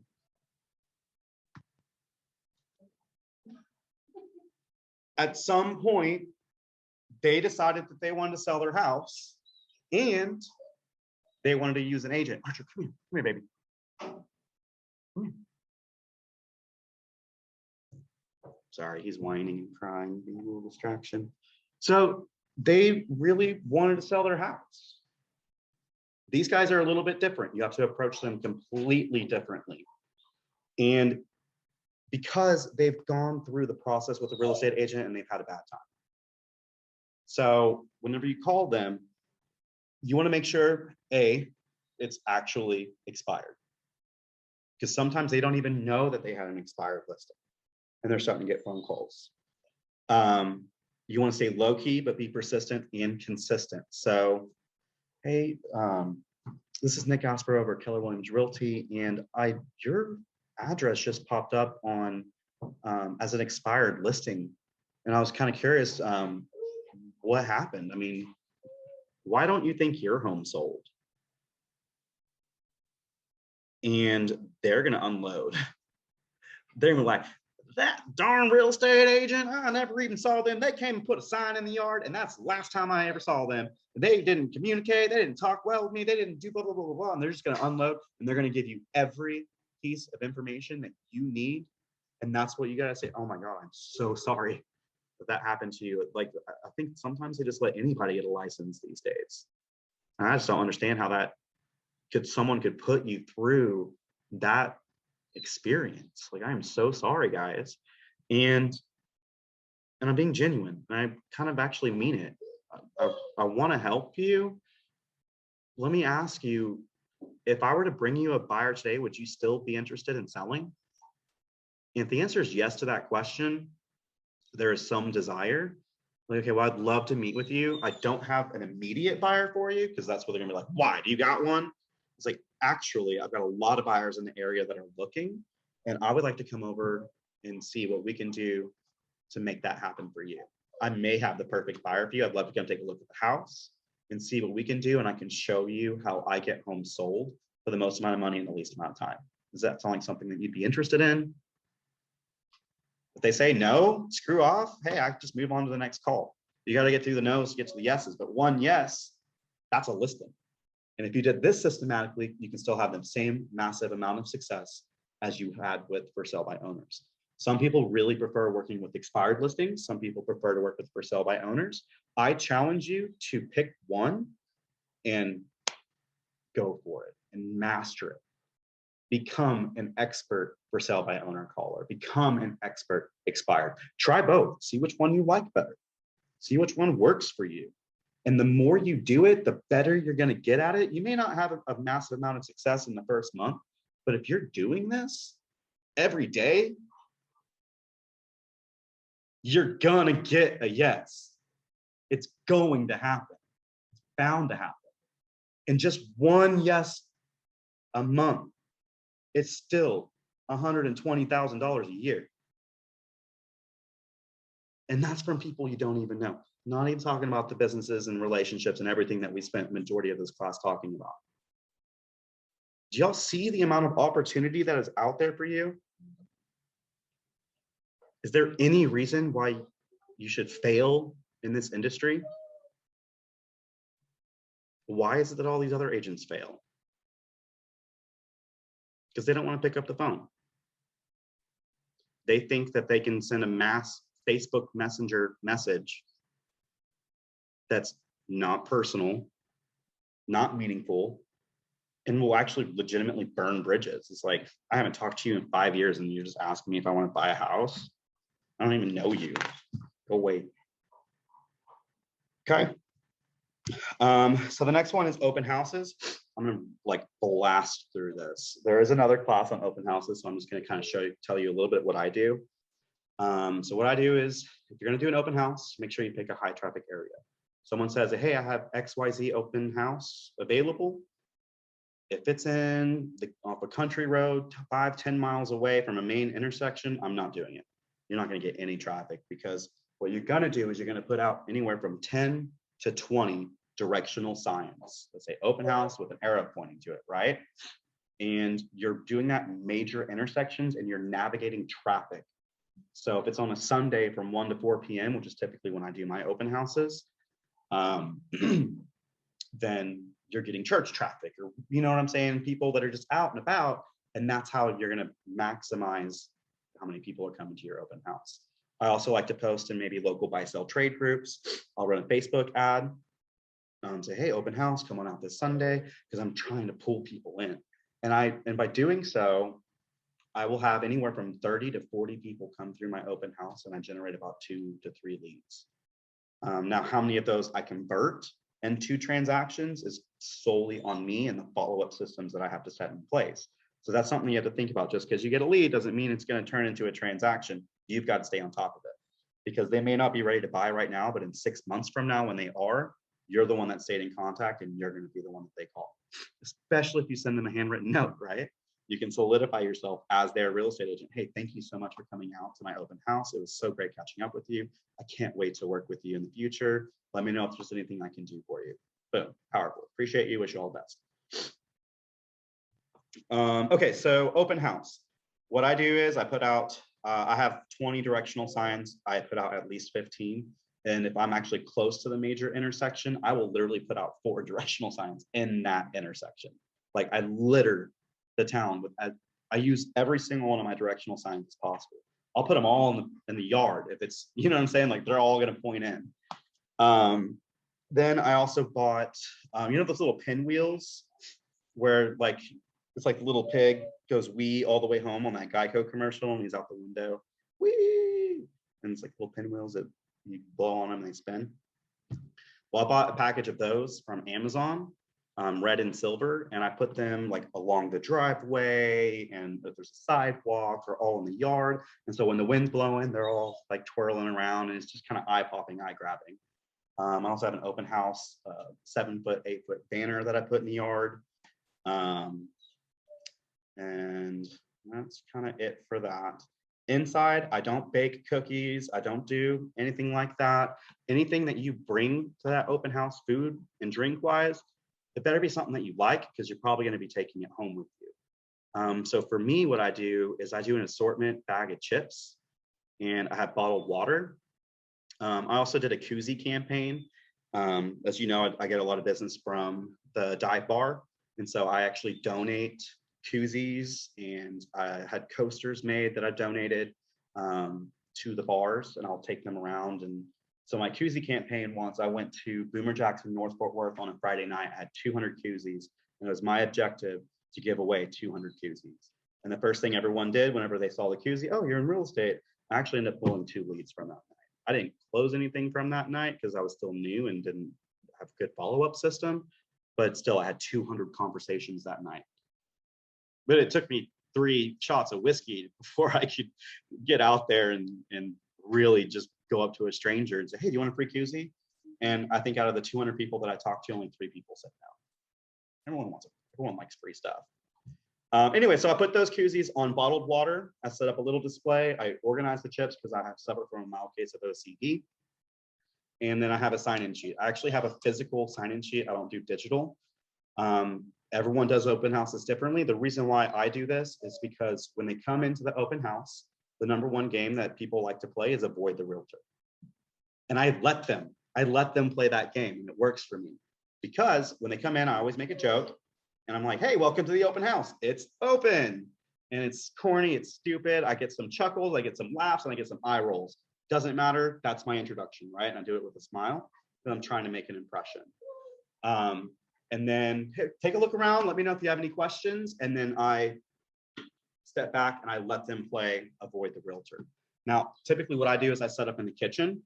Now, there are the main deciding factors on the main deciding factors when it comes to purchasing a home is the living room, master bedroom, master bathroom, and the kitchen. I'm in the kitchen. So eventually they're gonna come through and have to talk to that real estate agent, and that's me.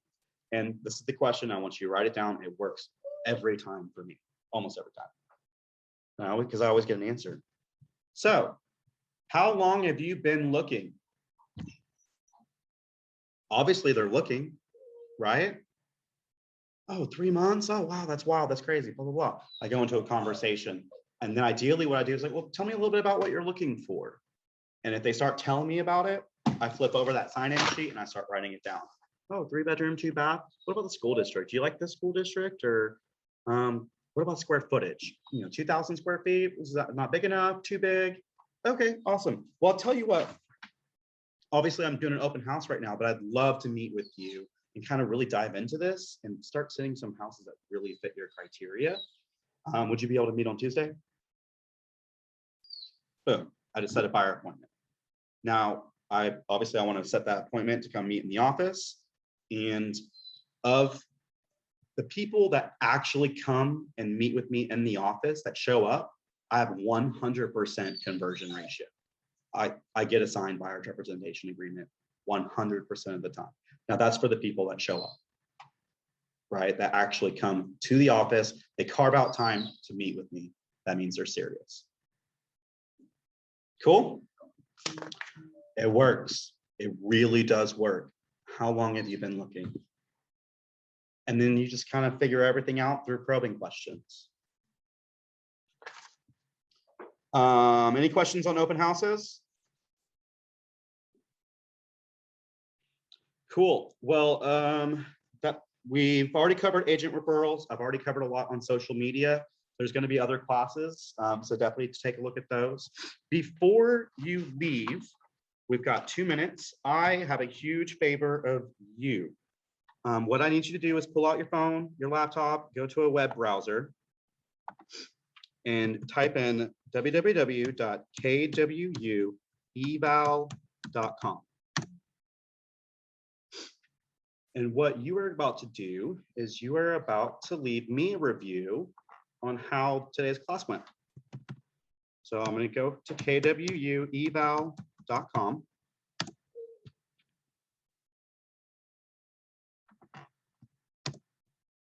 What's going on here? Can y'all see? You share. Okay, yeah, y'all can see this, right? Region. Obviously, we are going to be North Texas. Where is it? Hold on one second. Texas, NNMM. That's North Texas, New Mexico, and Memphis. That's our region. Texas, NNMM. The event type is Market Center. Once you have that, click next. Name of course, we are doing Ignite, and we'll call it 2.0 session 3.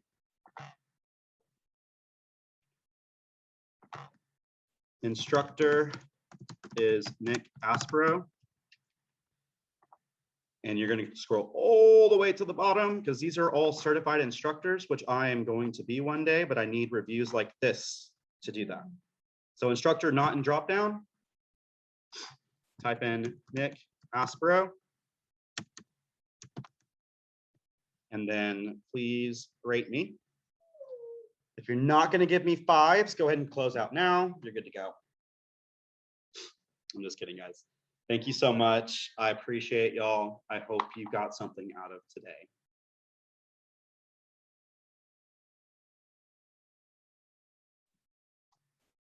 Do you feel better?